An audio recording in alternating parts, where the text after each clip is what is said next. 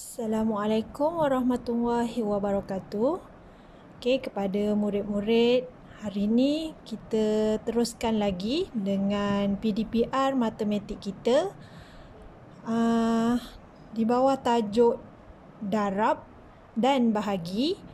Okey, kita teruskan dengan reka cerita. Okey, kemahiran pada hari ini ialah mereka cerita. Okey, apa yang kita perlu reka cerita ialah dia akan beri kita ayat matematik. Okey, ini contohnya pada muka surat 73 buku teks. Ini adalah ayat matematik yang diberi. Okey, apa yang kita perlu buat ialah cuba mereka cerita daripada maklumat yang diberi. Okey, cerita yang direka itu mestilah logik, mestilah munasabah, mestilah sesuai. Okey, contoh dekat sini, soalan yang pertama, 3 darab 24 sama dengan 72. Okey, sebelum itu, apabila kita jumpa dengan ayat matematik darab, okey, kita boleh menggunakan formula ini. Okey, kah. Okey, maksudnya K darab A sama dengan H. Apa itu K? K ialah kumpulan. K ialah kumpulan. A ialah ahli. H ialah hasil. Okey, contohnya, okey, sebelum kita pergi situ, contoh macam mana nak nampak kah ini ialah kumpulan. Contoh, ada 3 kumpulan ahli. Okey, ini kumpulan tadi. Ahli berapa di dalam setiap kumpulan itu? Okey, ahlinya contohnya ada 2. 1, 2, 1, 2, 1, 2. Jadi sama dengan hasilnya ialah 2, 4, 6. Okey, hasilnya jumlah semua 6. Jadi 3 darab 2 sama dengan 6. Macam ni contoh dia. Okey, kita pergi dekat sini tadi. Contoh dekat sini, Cikgu Zurina mengedarkan beg cenderamata kepada 3 orang ketua kumpulan. Macam kes kat sini, 3 orang ketua kumpulan. Inilah dikatakan kumpulan tadi. 3 kumpulan. Okay. Setiap ketua kumpulan menerima 24 buah beg cenderamata. Okey, setiap kumpulan ni dapat 24, 24, 24. Tu ahli dia. Okey, contoh kat sini 24, 24, 24. Contoh So, jumlah beg cenderamata ialah 72. Jadi 24 darab 3 ni. Dapatlah hasil dia 72. Okey. Jadi kumpulan ada 3, ahli ada 24, hasil dia ada 72 kat sini. Okey, kalau contoh yang kedua sama juga dengan darab. 8 orang murid menang dalam pertandingan robotik. Tu maksudnya kumpulan. 8 orang murid ni, ni kumpulan dia, ada 8 kumpulan contoh. Setiap murid menerima RM1000.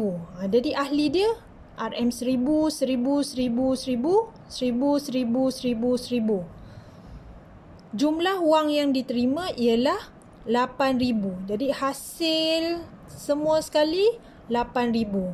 Ni kaedah dia guna tadi Kumpulan darab ahli sama dengan hasil. Ini untuk darab. So untuk soalan 1 dan 2 berkaitan dengan darab. Kalau tengok dekat contoh soalan kat bawah ni, 16 darab 4 sama dengan 64. Cikgu dah sediakan contoh reka cerita yang mudah yang kita boleh faham. Okay, contoh dekat sini, 16 darab 4 sama dengan 64. Okay, so kita ingat tadi 16 ni ialah kumpulan, 4 ialah ahli, 64 ialah hasil. Jadi macam mana kita nak buat cerita dia? Okey, contoh kat sini cikgu cerita tentang Cik Aminah dengan kuih dia. Okey, macam mana? Cik Aminah sedang membungkus berapa paket kuih? Okey, paket kuih. Jadi kumpulan. Paket tu kumpulan dia ada 16 paket. Masuk kat sini 16. Setiap paket mempunyai berapa biji kuih?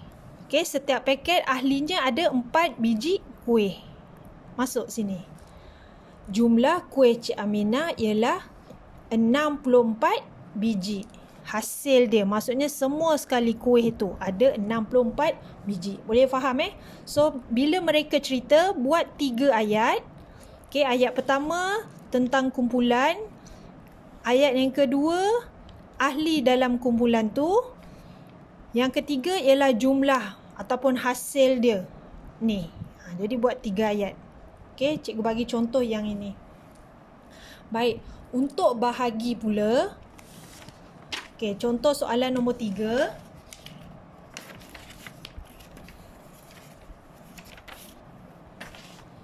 Okey, bila bahagi,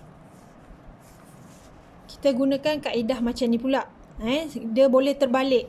Reverse untuk formula ini sama ada H bagi A sama dengan K ataupun H bahagi K sama dengan A. Okey, dua-dua kadang-kadang berlaku mana-mana soalan ada dua-dua situasi ini. Okey, kita tengok. Contoh soalan nombor 3. Sebanyak 675 kotak makanan diagihkan. Okey, sebanyak 675 ni ialah hasil dia. Semua sekali 675 ni hasil dia. Okey, hasil dia. H. Kepada, okey, kotak makan diagihkan kepada berapa buah rumah kebajikan. Okey, banyak-banyak kotak makanan tu dia bahagi kepada beberapa buah rumah kebajikan, iaitu 9 rumah. Maknanya ini ialah 9 kumpulan. 9 rumah tu maksudnya 9 kumpulan. Jadi kalau kes kat sini, kumpulan dia A atau K. Okey, K kita guna yang ini. 675 bahagi 9 rumah kebajikan. Okey, cikgu tulis kat sini. 675 bahagi 9 rumah kebajikan. Jadi setiap rumah kebajikan menerima berapa kotak makanan? Ni ahli dia.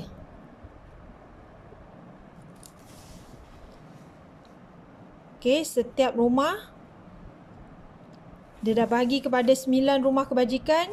Setiap rumah kebajikan tu dapat 75 kotak makanan. Itulah ahli dia, contohlah. Okey, so kita guna yang ini. Okey, sama juga dengan yang bawah. Okey, yang ini ada baki. So, sebanyak berapa utas rantai kunci? Ni, 3,740 hasil dia. Dimasukkan ke dalam 100 buah kotak. Okey, kunci tu dimasukkan kepada 100 kotak.